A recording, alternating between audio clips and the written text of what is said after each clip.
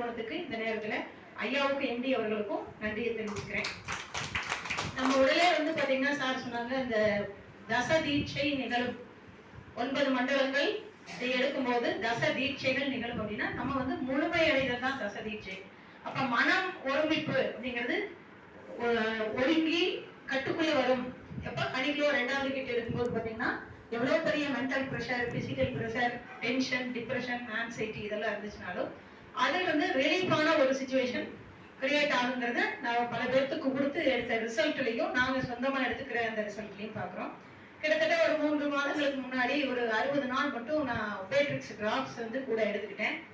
அப்போ கொஞ்ச நாளுக்கு முன்னாடி இந்த நாளுக்கு வந்தவங்களுக்கு என்னை பார்க்கப்ப தெரியும், இப்ப இருக்கிற மாற்றமும் தெரியும். என்னன்னா நம்மளுடைய பாடி ரெசிஸ்டன்ஸ் கூடி அணுக்களின் பரிமாற்றம் நிகழ்றதை வந்து அனுதினமும் உணர முடியுது. புதிய அணுக்கள் உற்பத்தி ஆகுது அப்படின்னா குழந்தைங்க எப்படி பான் பேபிஸ் இருப்பாங்க, அதுக்கப்புறம் நம்ம வந்து சட்டை உழுது ஒரு உடம்புன்னு சொல்லுவோம், வளர்ந்து மாற்றங்கள் வருமே, அது மாதிரி நம்மளுடைய உடல்ல பலம் கூடுறதையும் சாஃப்டான ஒரு ஸ்கின்னாவும் உள்ளுக்குள்ள வந்து ஒரு டீப்பான அமைதியான ஒரு சூழ்நிலையும் கடந்த ஒரு 30 நாட்களா தென்படுது.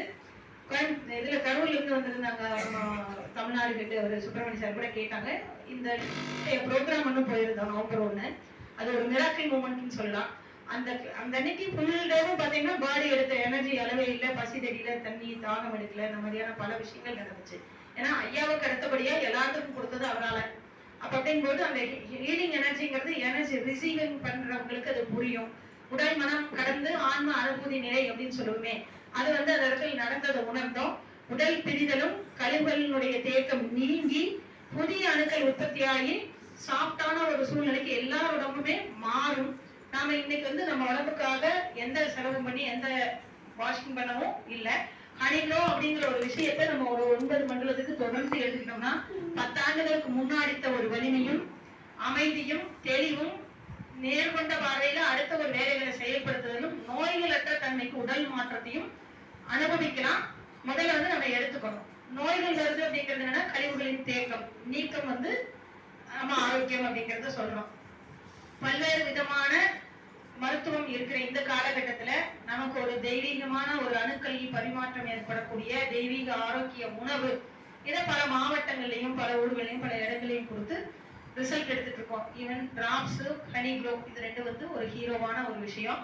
அடுத்தடுத்து பிரச்சனைகள் இருக்கிறவங்களுக்கு வெரி ஷார்ட்டா ஒரு ஒபேட்ரிக்ஸ் எடுத்தாலும் நியூரோ எடுத்தாலும் அடுத்து இப்போ நிறைய ப்ராடக்ட் வரவும் இருக்கிறது. இது அத்தனையும் எடுத்து நம்ம சொந்தமா பயன்படுத்தி நம்மளோட கர்மாவை உடல் நலம் மனநலம் கர்மவினை தீருது.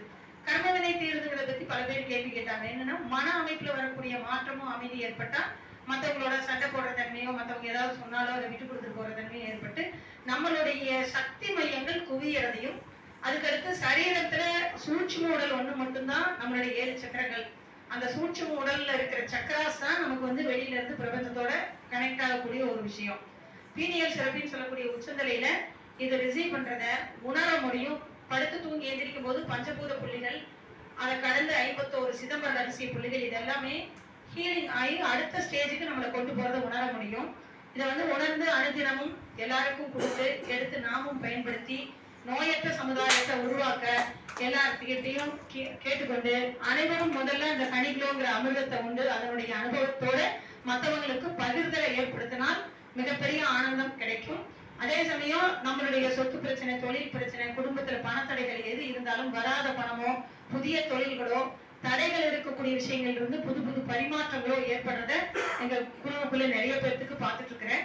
எல்லாருக்குமே இந்த இடத்துல வாழ்த்தும் நன்றியும் சொல்லி நன்றி கூறி விடைபெறுகிறேன். நன்றி, வணக்கம்.